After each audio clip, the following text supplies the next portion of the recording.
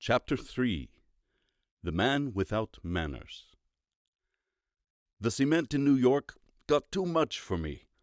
Miles and miles of it flattened over the ground, and still more heaped up on every side to make buildings. It was like living in a stone vault. I worried, too, that maybe no trees or grass or flowers were left in the world that didn't have a piece of wire fence around them to keep me out. But where else to go? I didn't have idea. Then one day, riding home from work in the subway, I heard two men talking. Seems one had just come from a city in the west, beyond the far high mountains, a corner of America where forests grow, and two great rivers meet with splashing and crashing, and after, like friends, go on together. Right away I'm interested. I sharpened my ears to hear more. Seems lots of Slavs were living there with plenty of work, any kind of jobs you want, and high pay for everybody. Sounded very good. I wasn't sorry I had to ride a couple of miles past my station before I could catch exact name.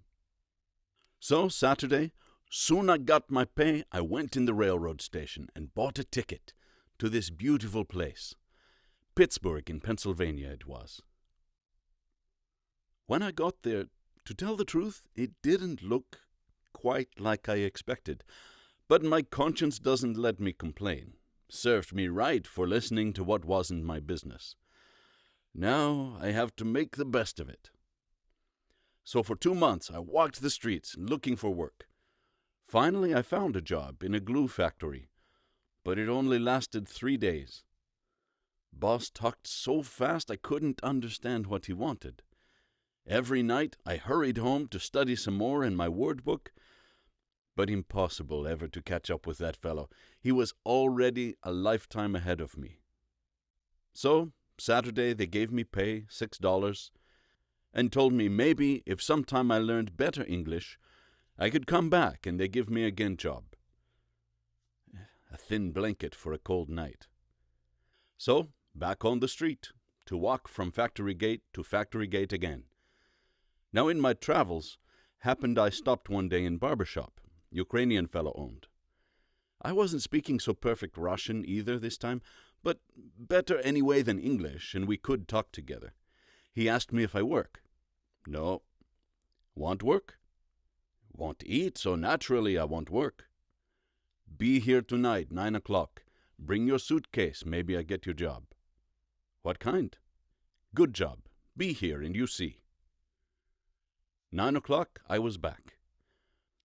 Big fellow, rich silk shirt, satin chair, smoking 25-cent cigar, while 2 bootblacks shined his shoes.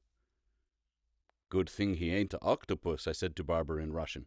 Need an army to keep him polished. Shut up, he told me Russian back. Mr. Black, he said in English, this is the man I told you about, likes a job. Good worker? Yes, sir, Barber said, hard worker. Is he okay? Yes, sir, only off a boat a few months. Can you speak English? Mr. Black turned to me. Now, no use to pretend I can, I thought, and lose again another job. Might as well he realizes from first. I shook my head. No, I can't speak. Fine, fine. Mr. Black rubbed his hands together and looked at me like I'm his Christmas pig and he's ready to carve. Fine. Well, shows you never can tell. One place is fine speak English, next time fine not to. That's how it is in America. Ask if he's ready to go today, Mr. Black told Barber. Barber passed on in Russian. I shook yes and showed suitcase. So soon Mr. Black was shaved and squirted all over cologne, we got in his car and started off. 12-cylinder Cadillac. Engine sounded like special job. Here and there we stopped and picked up a half a dozen fellows. 2 Chinese, 1 deaf and dumb boy, a Mexican, old German. We were some bunch all right, more for a circus sideshow. We rode and rode and rode. Barber said gonna be long trip, and he's right. I slept a while, and about daylight I woke up to see smokestacks ahead. Big buildings, furnaces flaring up. Mr. Black stopped the car and honked the horn 3 times. Then he picked up speed and went 70 miles an hour down a hill through an open gate that closed after us. We got out, and they showed us where to wash up. Man brought pot of coffee and some buns, and after he took us on our jobs. Somebody handed me tools. I'm supposed now to be a repairman. Okay, I'm a repairman. I began to work on the machines lying around the shop. A few hours passed. Some man came by, looked over my finished pieces, nodded his head, patted my shoulder. That means I'm doing okay. This is going to be a good place, my heart told me. I work hard, study in the nights, take lessons, be early and late on the job, get a promotion.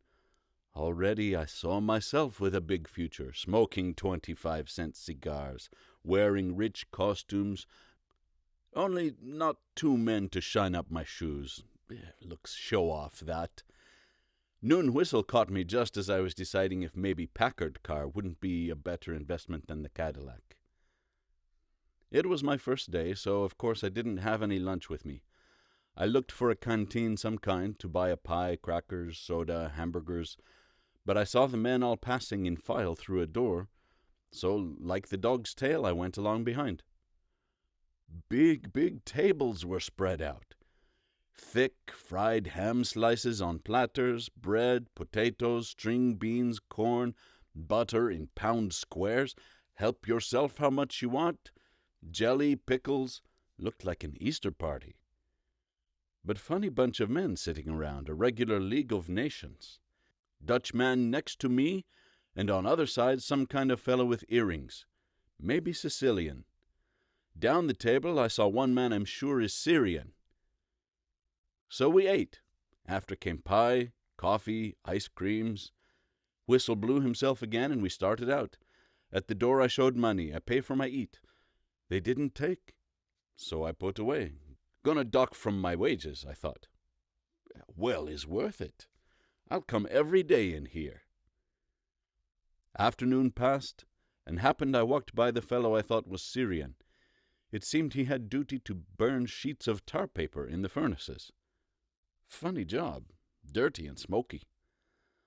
I said couple of words to him. He was from Beirut, but a sour kind of fellow. Didn't like to talk. I asked where he lived. Maybe his landlady will give me room too?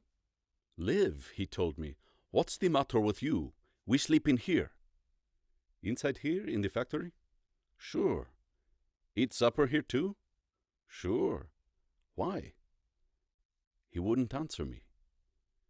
Supper time came. 2-inch steaks, fried potatoes, peas, carrots, salad, cake, fruits, and after a big box of cigars went around. Where do rest of men eat? I asked Syrian fellow as we walked out. I thought maybe if I could find another dining room, there might be somebody to pass 2 words with. Made me sick, this eating with nobody to talk to. What men? Other workers. Aren't others. Big factory like this, I said. You don't mean only us couple of 100 fellows run. Needs thousands or more. But before he could answer, man in charge of dining room motioned me, so I followed him. He took me in a big room, all full with beds, showed me one is mine. Nicely made up, clean white sheets, good blankets. I laid down and fell asleep to dream what a wonderful country is America. No mistake. Next day passed. Twice I heard ambulance clang through the yard. Once they unloaded 2 fellows at the aid station, and the other time 3. Blood all over them. Well, dangerous work. Can't be helped. I was lucky to be repairman. Finally came Saturday, and I saw the others wait at a window, so I stood with them. Payday. I got an envelope, and inside, my God, $42 cash money. Nothing out for my eating and sleeping. Company's treat. $7 clear for every single day I worked. I was so happy I couldn't wait to go in town and spend. I found Syrian fellow. Want to walk in village? I asked him. I buy a bottle wine and we enjoy ourselves. What's the matter with you? He said. Not in your senses? Well, I understood.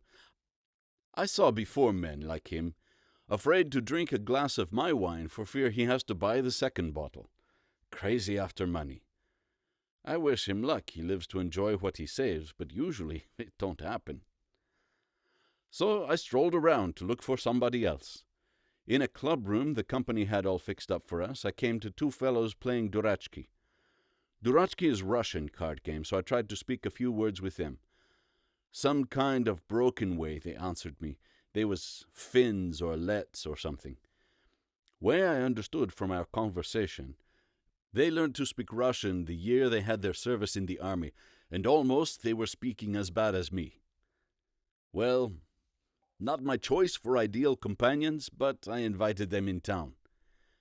They refused me the same way as the Syrian.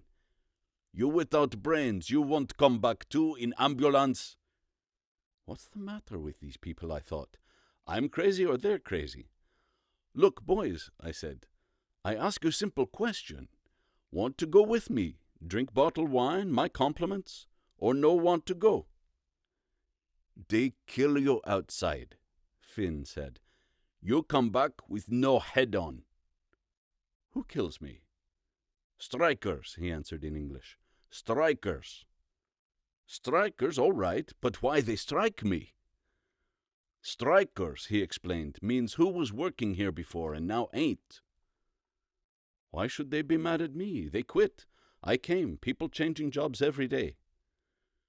They don't quit for good. They stopped only because they are not satisfied with what the boss gives them.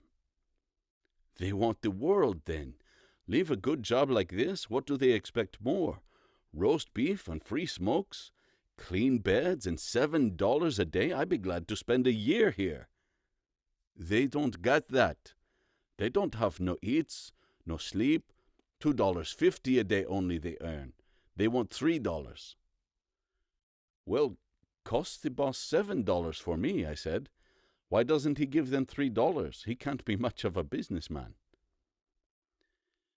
Big boss only pays us $7 until pretty soon the strikers get tired to wait and come back for $2.50 again. Or maybe by that time for only $2.25. Then our boss takes us on to the next place. On to the next place? Where? Next strike. Who's our boss? The man who brought us, Mr. Black? Yes.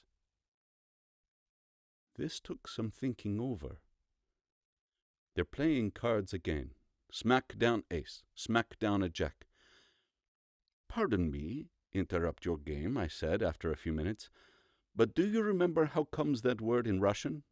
Strikers? Zabastovchik. Zabastovchik? Zabastovchik, yes, and now I remembered. My friend Arsena, at home, he could read good from the newspapers. He used to tell me all the happenings. Certainly, Zabastovchik. I think I don't like this place, I said. I'm going away now. But Mr. Black's office, where's that? Main building. By storerooms? Next one, brick. I went across the yard and up the stairs. Door sign said knock. I knocked. Come in. It was Mr. Black's voice, and there he was, sitting, his feet upon the desk, a toothpick in his mouth. I'm leaving, I said, but first I want you to give me a paper that says I didn't know I was stealing. Oh, it's you. He took the toothpick out of his mouth and put it behind his ear. I thought you couldn't speak English, wise guy. This much I'm speaking, I told him. Give me paper that says I came here by accident. I didn't know I was stealing. Then I'm going. We don't need any argument. Smart, huh? You lousy hunkies are all the same. Get $10 in your pants pocket and you own the world. Hunky? Wise guy? Lousy? Excuse me, I said. But that isn't talk for a grown man. Write me paper and I'm going. Will you square-headed bastard? He jumped up out of his chair. I won't write you anything. Get out! Get out or I'll throw you out. He pounded his fist on the desk. Do you hear me? Get out! Inside door to next office opened, and tall, thin, gray man came out. Mr. Black stopped banging and turned to Butter. Yes, sir, he said. Yes, sir. Aha, this must be the big boss. What's the meaning of this? Big Boss spit his words out like they were olive pits. You know enough to keep your hoodlums down in the yard. I was getting tired of these names. Don't call me hoodlum, I said. I just told your friend Mr. Black about that, and you're certainly a man that's old enough to know better. Calling names? That's for little kids still with diapers playing in front of their mother's door. You're a man. Act like one. Get him out of here. Mr. Black sat down and started to write me the paper. And for your information, now Big Boss was pointing his long finger at me, I'll personally see you're put on the blacklist of every plant in the United States. Probably millions of people in America never even heard of you, I said. Worth a pound's weight of nothing to them, your blacklist. They'll give me a job. You'll see about that. Mr. Black finished writing. Here's your paper. And when you go out the gate and the strikers beat the guts out of you, don't blame me. You saw the men in the ambulance. Do you think that's right? If I steal from a person his wife, his money, his house, his children, I said, he has a right to stop me how he can. If I steal his job, I steal all those things at one time. Naturally, he's going to fight me for it, if he's a man. All right, get out. Big Boss was mad. One more word and I'll call in the plant guards. They know how to take care of people like you. I don't like people to threaten me, I told him. Makes it hard for me to go now without looking like I ran away. You take back those words, then I leave and we call it square. You know what those guards could do to you? Kill me? In the war, day by day, I saw better men than me fall and never get up. Man was born to die. If not today, tomorrow. What difference does it make? Mr. Black reached for the telephone. But happened I was expecting this, and I got hold of it first. I put on the desk behind me. If you want to fight, I said, I'd be pleased to fight you any time, any place. Suits me fine right now. But like a man. Guards, what you try to do? Buy yourself courage like a pair of socks? Pay somebody to be brave for you? Big Boss's face was purple and his eyelids started to jump. Didn't look like healthy man to me. Probably drank too much to balance what he ate. You'll be sorry for this, he said. Certainly I will, I told him. I'm sorry already. You think I like to say such sharp words to you? Gray-haired, a man old enough to be my father? Of course not. I'm ashamed. But it's your own fault. You disgraced yourself. Calling names. Threatening. Mr. Black whispered to Big Boss. No. His mouth was twisting so words could hardly come out. Let him go through the gates. It's easier that way. Goodbye. I got to the door. Can't everybody see the world through the same eyes? They didn't answer me. I went back to the club rooms and got a piece of paper and wrote 4 notes, one each in Turkish, Russian, Persian, and Georgian. Dear sir, please excuse my mistake. Happened I didn't know I was stealing your job. That's why I'm coming out. Yours very truly. I signed my name. I pinned 2 on each of my lapels, and in my hat band I stood up Mr. Black's letter. Then I got my suitcase and went through the first gate. After this, there was a closed yard about 200 feet wide. I could hear the men yelling as soon as they saw me start across. Open! I called to guard in tower at the outside gate. He shook his head and pointed to the crowd. Open! I said. He released the lock. I took a good breath and went through. When I came to, I was lying on a sofa and some lady was washing off my head. 4 or 5 men standing around watching. We sorry, fellow with one eye said in Slavish. Some our boys is too hot-tempered. That's okay, I said. I moved my head and tried my arms and legs. No harm done? What happened? You came out. Was little trouble naturally. Somebody knocked you cold. When you went down and they saw Black's letter, they was going to kill you entirely. Why? Letter says, "This introduces my personal representative. Please treat him accordingly." But one of the fellows said, "Wait a minute, that scabmonger Black never told you the truth yet. Why believe him now? Some catch. See what the other letters say." But nobody can read them, so they brought you here. Well, I told them whole story, and we made good friends. I stayed with this Slavish fellow and his family until I was better, and then I went on the picketing line too with the rest. No smokes, no steaks, no $7 a day there, but no Mr. Black neither, so it balanced out okay. Week later, the big boss decided to finish the strike. I guess he got tired of paying that Syrian fellow $7 for burning tar paper to pretend the furnaces were running, when he could get men for $3 to really fire them. He was a smart businessman after all. So my friends went back to work, and they even got job for me, too, in the repair shop. But I decided not to take it.